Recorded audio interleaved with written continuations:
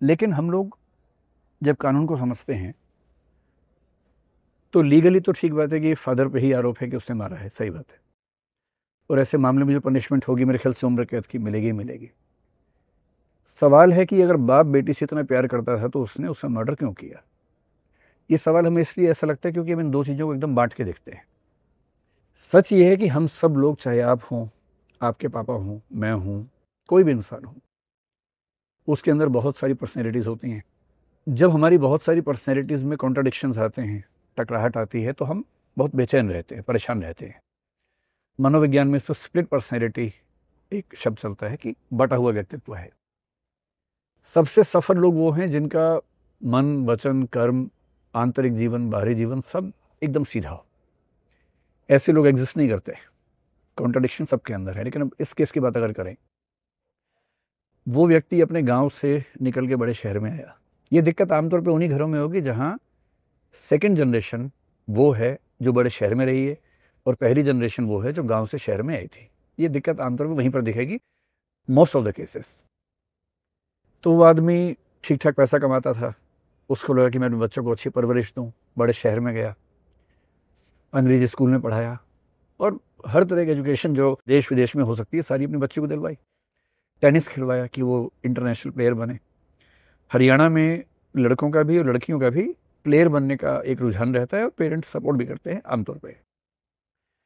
होता क्या है कि जब हम बच्चों को पढ़ने के लिए भेजते हैं बड़े शहरों में, बड़े स्कूलों में, हम चाहते हैं कि वो सीख ले, वहाँ से इंग्लिश सीखे, टेनिस सीखे, गणित सीखे, लेकिन जो सामाजिक परंपराएं परिवार की हैं पिछली पीढ़ियों की, उनमें विचलन नहीं होना चाहिए।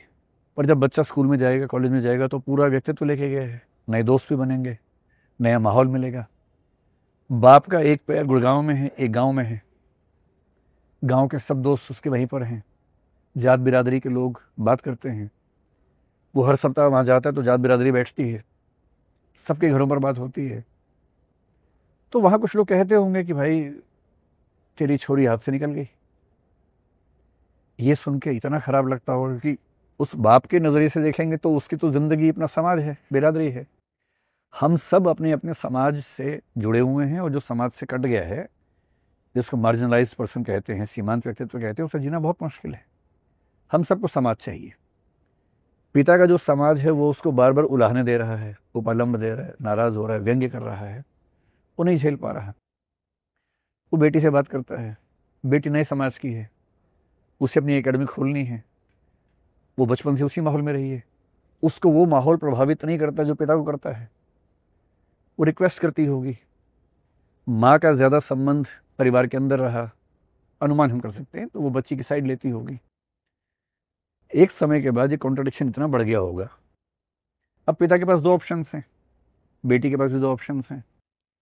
या तो बेटी अपनी पूरी नई जिंदगी को भूल के पिता के हिसाब से, उस परंपरागत समाज के हिसाब से जिए जैसा पिता चाहते हैं, वैसा वो नहीं कर पा रही होगी, आसान भी नहीं है। पिता के पास ऑप्शन ये है कि भाई या तो मेरी बात मान लो, मेरे हिसाब से रहो, क्योंकि मैं सामाजिक अपमान नहीं झेल पा रहा हूँ, या फिर मैं तुम्हें मार दूंगा। एक तीसरा ऑप्शन भी था कि मैं तुमसे संबंध तोड़ लूंगा। वो ऑप्शन दिमाग में नहीं आया होगा या आने दिया नहीं होगा किसी ने। और ऐसे में जब ये कॉन्ट्रडिक्शंस बहुत बढ़ते हैं और लोग नहीं झेल पाते, तो ऐसी हरकत करते हैं। मेरे ख्याल से जो पिता है एक कमज़ोर व्यक्ति है जो अपने समाज की आलोचनाओं को सहन नहीं कर पाया, अपनी बेटी को मार दिया। बहुत बेहतर होता है कि अपने समाज से कहता है कि भैया जो करना कर लो, मैं भी बेटी के साथ खड़ा हूँ। इतना साहस ना हो पाता तो कम से कम ये कहता कि ऐसा है, मेरी बेटी से मेरा संबंध खत्म हो गया और मेरी बात नहीं मानती, जो करना करे, मेरा संबंध नहीं। पर अपने समाज की गालियाँ, व्यंग्य, आलोचनाएं न सहन कर पाना और उस झूठे सम्मान के लिए ऑनर किलिंग करना, अगर ये बात सही है जैसा हम सुन रहे हैं, तो इसका मतलब है कि पिता एक कमज़ोर व्यक्ति था। और इसमें कॉन्ट्रडिक्शन वो नहीं है, जब वो अपनी बच्ची का बचपन देखता होगा तो उसको प्यार आता होगा, जब वो मेहनत करती होगी उसको प्रेम आता होगा, जब वो अवार्ड जीतती होगी टेनिस में उसको बड़ा सम्मान का भाव आता होगा, उसे चोट लगती होगी उसका दिल पसीजता होगा, उसे दुख भी होता होगा।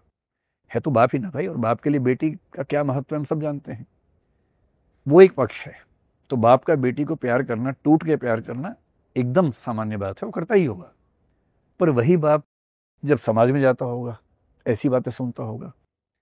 एक आरोप है कि उसने एक वीडियो बनाया एक मुस्लिम लड़के के साथ, हो सकता है गांव के लोग इस बात पे आपत्ति करते हों। बेटा होता और मुस्लिम लड़की के साथ वीडियो बनाता तो दिक्कत यह नहीं आती, फिर उससे घर में आती, क्योंकि लड़की हर समाज में सम्मान का एक शोपीस है कि तेरी लड़की किसी के साथ कैसी वीडियो बना सकती है। लड़का बनाए तो मतलब सम्मान की बात है, लड़का क्या बात है, तेरा लड़का कितना विजेता है, कितने समाजों की लड़कियों के साथ वीडियो बना के आ गया है, तो विजेता वाला भाव है। पर लड़की का वीडियो बन जाए और वो बाहर आए, लोग आलोचना करें, तो झेलना परंपरागत लोगों के लिए बड़ा मुश्किल होता है। मेरे ख्याल से इस मामले में हुआ यही, और ऐसे हजारों मामले हमारे समाज में हैं, हम सबके साथ में हैं, आपके परिवार में भी होंगे।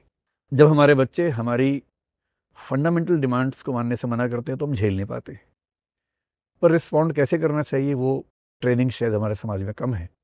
और मैं भी दावे से कह रहा हूँ कि हत्या करने के बाद वो पिता गिल्ट फीलिंग से हर क्षण मर रहा होगा। इतना प्लेन नहीं देखना है, ब्लैक एंड व्हाइट में नहीं देखना है कि हत्यारा है, गंदा है।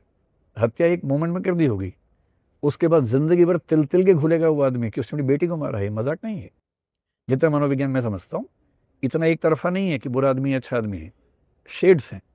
एक ही इंसान के अंदर बहुत सारे शेड्स, और मनोविज्ञान में ये बात मानी जाती है।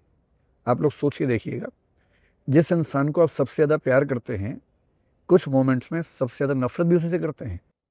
तो एक ही इंसान से प्यार होना और नफरत होना ये सामान्य बात है। लीगल एंगल से देखेंगे तो दोषी वही है जिसने गोली चलाई है या तलवार चलाई, चाकू चलाया। कानून ये मान के चलता है कि 18 साल से बड़ी उम्र का व्यक्ति फ्रीडम ऑफ विल रखता है। फ्रीडम ऑफ विल का मतलब है कि अगर किसी ने मुझे उकसाया तो भी मेरे पास ये ऑप्शन था कि मैं उकसावे में आऊँ या ना आऊँ। मैं आ गया, मैंने गोली चला दी, तो जिम्मेदारी तो मेरी बनती है। तो लीगली तो रिस्पॉन्सिबल वही व्यक्ति जिसने हत्या की है, उम्र कैद उसी को होगी। ज़्यादा से ज़्यादा ये हो सकता है कि अगर ऐसे प्रूफ मिलते हैं कि कुछ लोगों ने उसको उकसाया था, और उकसाने का मतलब क्या है, अगर ये कहा था कि बेटी हाथ से निकल गई है तो ये उकसावा नहीं है। अगर ये कहा कि बेटी को मार दो, गोली मार दो उसको, मैं होता मार देता गोली, ऐसी बातें की हैं, तो एबेटमेंट जैसा कोई क्राइम उस पर हो सकता है कि बने। लेकिन अगर हम थोड़ा ब्रॉड पर्सपेक्टिव में देखें तो मेरा ख्याल है कि जिम्मेदारी समाज की ज़्यादा है। मजबूत से मजबूत इंसान भी जब पूरा समाज उसके पीछे पड़ जाए वो झेल नहीं पाता है। परिवार कोई नहीं झेल पाते हैं। आपके परिवार में 5 लोग हैं, बाकी चारों आपके पीछे पड़ जाए, रोज़ दबाव बनाए, सुबह से रात तक दबाव बनाए, कब तक आप झेल पाएंगे? एक समय के बाद अंत में आप वो कर बैठेंगे जो परिवार चाहता है आपका। अब जात बिरादरी अगर ऐसा करने लगे, गांव के 100 लोग हैं, 100 के 100 ऐसी बात कह रहे हैं, उकसा रहे हैं, प्रेरित कर रहे हैं, कब तक कोई झेलेगा इस चीज़ को? तो सच बात है कि ऑनर किलिंग जैसे मामलों में नैतिक अपराध तो समाज की ओर से होता है, कहीं भी हो, भारत में हो, यूरोप में भी होते रहे हैं, अमेरिका में भी होते रहे हैं। अभी अमेरिका में ब्लैक्स एंड वाइट्स के अपराध जो होते हैं उसमें वो वाला भाव होता है।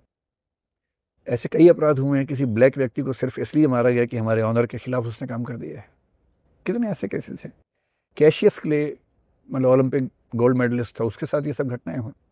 उसने अपना ओलंपिक गोल्ड मेडल फेंक दिया था नदी के अंदर इसी वजह से, नाराज होकर। तो दुनिया के किसी भी समाज में अगर ऑनर किलिंग हो रही है या कोई भी ऐसा क्राइम जो समाज के सम्मान के नाम पे हो रहा है, नैतिक अपराध तो समाज का है, क्योंकि उसने दबाव बनाया। इतना दबाव कि झेलना संभव नहीं होता है। पर हाँ, जो एग्जीक्यूट करेगा क्राइम को फ्रीडम ऑफ विल के तहत अपराधी माना वही जाएगा, सजा होगी उसी को।